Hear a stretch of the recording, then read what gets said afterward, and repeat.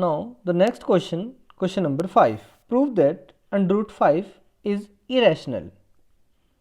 This type of questions are very important. Let's start the solution. Let us assume under root 5 is a rational number, and we know that every rational number can be written in the form p by q, where q not equal to 0 and p and q are integers. And हम यहाँ पर एक condition और choose करते हैं कि there is no common factor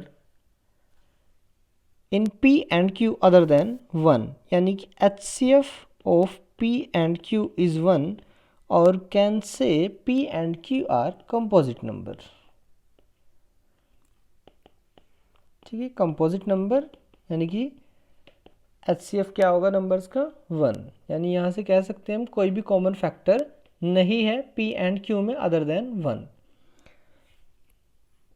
cross multiply under root 5 multiply Q equal to P, taking square both side, 5Q square equal to P square. It means 5 divide p square, and if 5 divide p square, 5 is a prime number, 5 also divide p, using the uniqueness of fundamental theorem of arithmetic.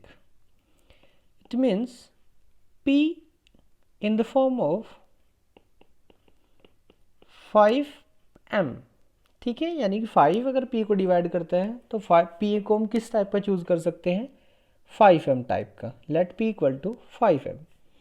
Again put the value of p here in equation first. 5 into q square equal to p square, यानी कि 5m square यानी 25m square.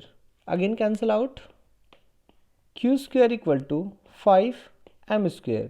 It means 5 divide q square, then 5 must be divided to q, because 5 is a prime number. It means let करते हैं q किस form का है हमारे पास, 5n,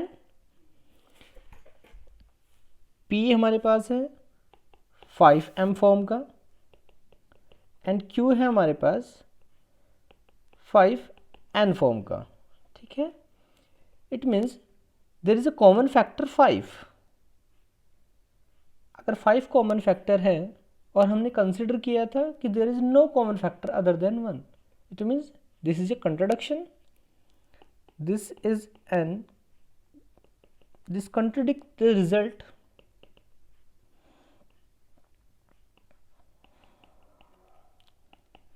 The fact that there is no common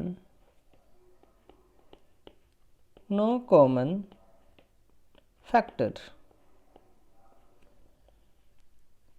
clear है बात सभी को? It means and root 5 is not rational, then it must be irrational.